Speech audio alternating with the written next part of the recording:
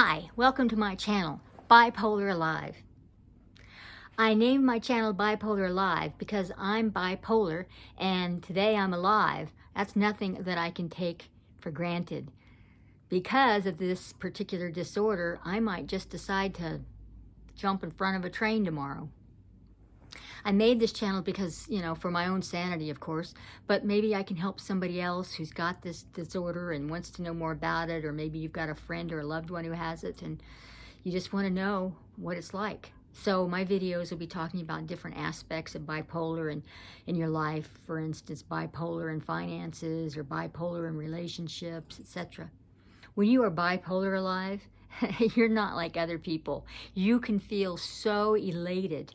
You could feel like, you're high on some kind of drug and you just feel like you're invincible. You feel so sharp in your mind. You feel like you can do 10 things at once. And you've got this giddy joy, at least I do anyway. And so I think about that. And I know that when I feel that, I'm also going to have a bad feeling later because nothing can stay sustained like that. Eventually, I know I'm going to crash and burn, and it could be really serious. I was diagnosed bipolar in 2013, and that was the first time anybody ever told me that that's what I was, because I was usually being treated for the depression that I would go into the doctor for. So this doctor I met, she used to work at Johns Hopkins in Baltimore, respected hospital, and she knew a lot about this disorder. And as soon as she saw me and talked to me and we discussed the symptoms that I had, she asked me all sorts of questions that nobody else had ever asked me. And when she asked me those, it was like, oh, she says, you're bipolar. I took an app on my phone and I checked my moods all the time, and the swings were incredible. I just never realized it. So after that, I got on some meds, of course, and everybody thinks that you don't want to call yourself crazy. They say, don't say things like crazy or insane when you're talking about bipolar people because that's derogatory or misleading. It's a stereotype. But let me tell you, the things that I have done, the only way to describe them are crazy. You could take a person who has taking some drug like PCP or something, and they'll act out. They'll be irrational. They might be violent, harm themselves. Well, a bipolar person feels those things, but without any kind of drugs. I call myself crazy at times because I'll do things like stay awake for like 48 or even 60 hours painting my house. Or I've gotten up in the middle of the night and decided I'm going to fly to Cairo, Egypt without telling anybody. Looking back on it, I can see that that was not very rational. But at the time that I did it, I thought, doesn't everybody do that? I really felt like everybody was like me. Till I started talking to other people. Have you ever made a decision like this? Have you ever done this? And they're like, no. I'm like, oh, I guess there is something going on with my mind. So I'm glad that I found a therapist who helped me.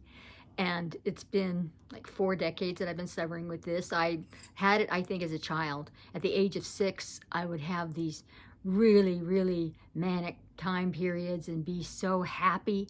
And then later on, I know I would just come down and I'd cry all the time. And my mom didn't know what to do with me. In those days, they didn't talk about mental problems. It was considered a taboo subject. You didn't want to be labeled with any kind of mental problem. People were not tolerant of it. Today, it's a lot more open.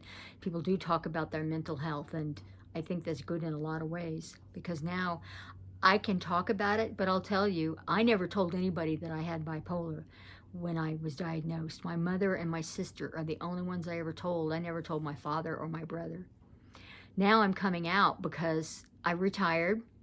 I no longer work. I don't really care if anybody knows I'm bipolar anymore. I don't have to answer to anybody because I know they think we're crazy.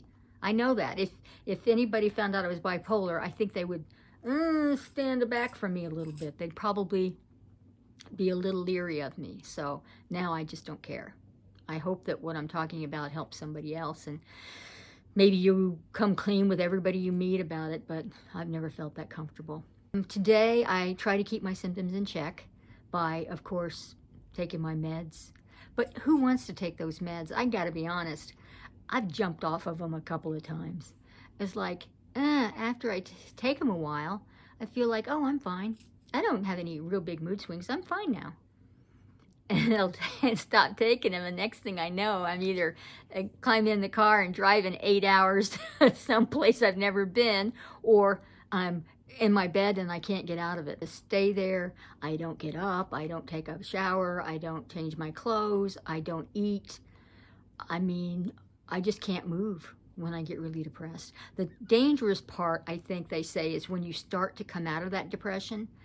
Because when you're really depressed, you can't do anything to yourself really to harm yourself, because you just don't have the energy, I guess. So when you start to feel a little bit better as far as your energy level goes, then that's when I think people snap and do something to harm themselves. Now, like I said, I take my meds and I have to follow a routine. I know that. I have to go to bed at the same time every day, because if I don't, I know that I may be up for 24 hours straight or even 48. And that's when I know, uh-oh, you know, you're having an episode. I try to check my speech, because I can talk really fast, and I don't know why everybody can't understand me, because I'm just manic. So I have to be conscious when I'm talking to people to slow my words down. Maybe get the bouncy foot. I got to stop doing that when I'm with somebody, because it drives them nuts, and I can't really help it. It's a manic thing. I hope that if you're bipolar, this has helped you somewhat. I have other videos out there, as I said, about other things that bipolars face in life. But if nothing else, stay alive. Please stay alive. Bipolar alive. Thank you.